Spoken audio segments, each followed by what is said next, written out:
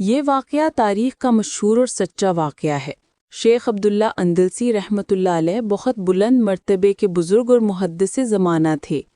حفظ قرآن کے ساتھ انہیں 1,00,000 حدیثیں یاد تھیں۔ ان کے درس و ارشاد سے شہر آباد تھا، لاکھوں شاگرد اور مریدین تھے، اور علامہ شبلی جیسے نابغہ روزگار اور علم و عمل کے پہاڑ آپ کے مرید و خلیفہ تھے۔ ایک مرتبہ وہ سینکڑوں بلکہ ہزاروں شاگرد و مریدین و خلفاء کے ساتھ سفر پر تھے۔ راستے میں ایک عیسائی بستی کے قریب سے گزر ہوا جہاں صلیبیں لٹک رہی تھیں۔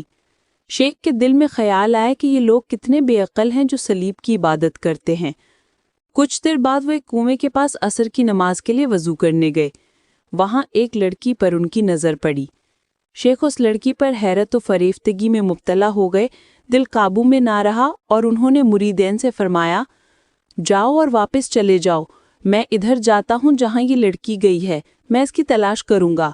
مریدین نے رونا شروع کیا اور عرض کیا، شیخ آپ کیا کر رہے ہیں؟ شیخ بولے، تم اپنے گھروں کو جاؤ، میں اس لڑکی کے بغیر نہیں رہ سکتا۔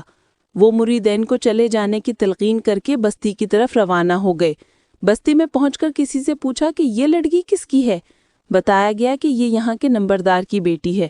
شیخ اس کے پاس گئے اور نکاح کی درخواست کی۔ نمبردار نے کہا، یہاں ٹھہرو، ہماری خدمت کرو، جب مناسب وقت آئے گا تو نکاح کر دیں گے۔ شیخ نے اتفاق کیا اور خدمت کرنے لگے۔ نمبردار نے شرط رکھی کہ تمہیں سوروں کا ریوڑ چرا کر لانا ہوگا۔ شیخ نے کہا، میں اس کی بھی خدمت کروں گا۔ یوں صبح سور لے کر نکلتے، سارا دن چرا کر شام کو واپس آتے اور خدمت انجام دیتے۔ جب مریدین واپس لوٹے اور اس کی خبر لوگوں تک پہنچی تو بہت سے لوگ صدمے سے بے ہوش ہو گئے۔ لوگ حیران تھے کہ ایسے بزرگ کی کیا حالت ہو گئی ہے۔ 1 سال اسی طرح گزر گیا۔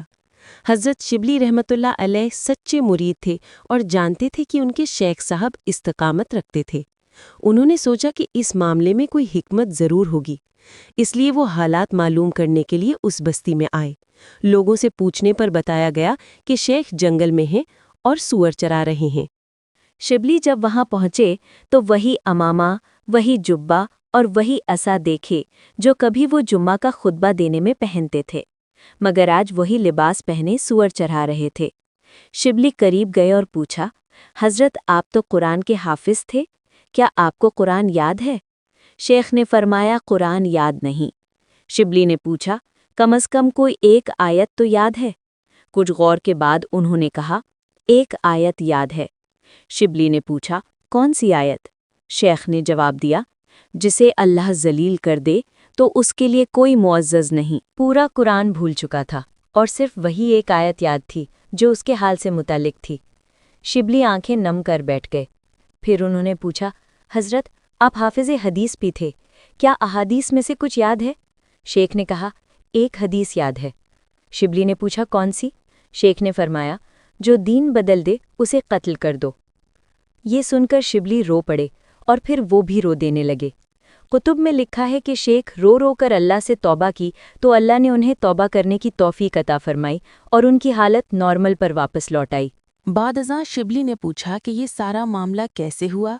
شیخ نے بتایا، میں بستی کے قریب سے گزر رہا تھا، صلیبیں لٹکتی دیکھ کر میرے دل میں خیال آیا کہ یہ لوگ کتنے بے عقل ہیں جو اللہ کے ساتھ کسی کو شریک ٹھہراتے ہیں۔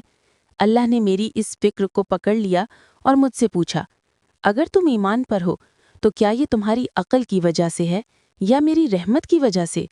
یہ تمہارا کمال نہیں بلکہ میرا فضل ہے کہ میں نے تمہیں ایمان پر رکھا ہوا ہے۔ پس اللہ تعالیٰ نے ایمان کا معاملہ میرے سینے سے نکال دیا تاکہ دیکھا جائے تم اپنی عقل پر کتنا ناز کرتے ہو۔ تم نے یہ کیوں کہا؟ تمہیں کہنا چاہیے تھا کہ اللہ نے انہیں ہدایت نہیں دی، تم نے اپنی عقل کو نسبت کیوں دی؟